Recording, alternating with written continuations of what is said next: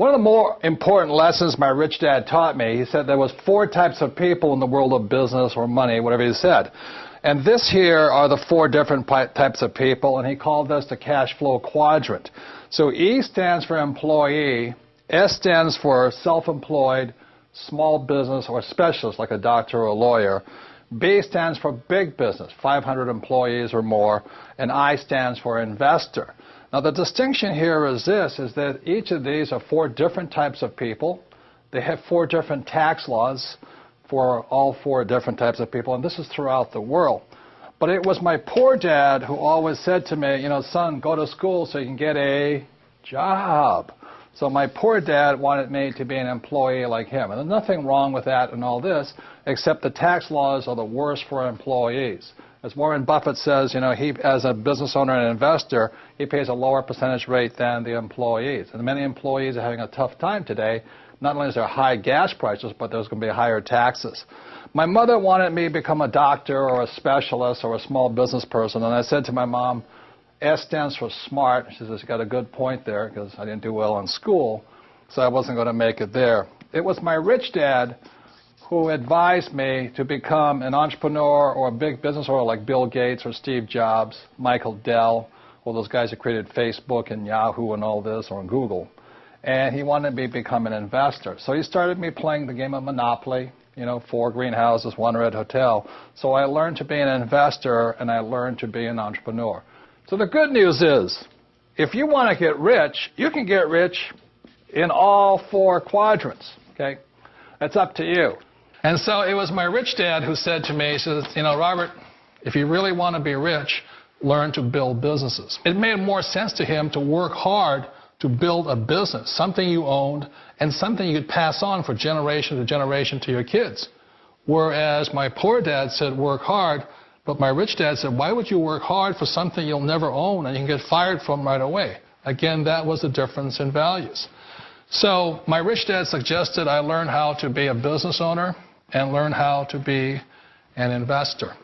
And that's one of the big differences. On this side of the quadrant, these people here work for security. They work for money also. On this side over here, their key value that they want is they want freedom. They don't want to have to work at a job anymore. They don't want to have to work for the rest of their lives. So the beauty of building a business and learning how to invest is very simply that this is passive income. You work hard for a few years, but possibly for the rest of your life, income keeps flowing to you. Again, the reason somebody thinks a house is an asset is because they lack financial intelligence or low financial IQ. They may go on to Harvard or in whatever, but if you can't tell an asset from a hole in the ground, I don't know what the heck you can tell the difference of, you know? So it's really quite simply the most important word, for those of you in business or finance, know the most important word is not income, expense, asset, liability. The most important word in the English language for the rich is a word called cash flow.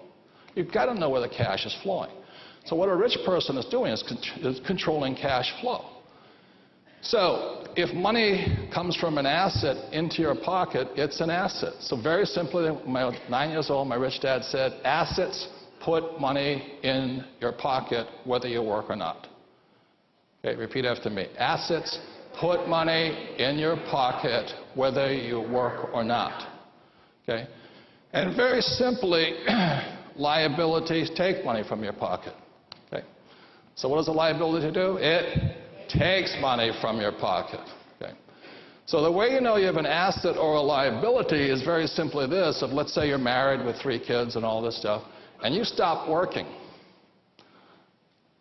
the money coming in is money from an asset, and the money going out is money from a liability. So if you happen to have a little house sitting over here, and it's sucking cash out of your pocket every month, it's a liability. And can do it. A number of years ago, I bought a $7 million commercial building. I paid for it with 0 down. And every month, after everything is paid for, it puts about $30,000 a month income in my pocket, or $360,000 a year for no money down. So that is the price of having a good education or a bad education. A good education is knowing the good debt versus bad debt and how debtors can win if you know what you're doing.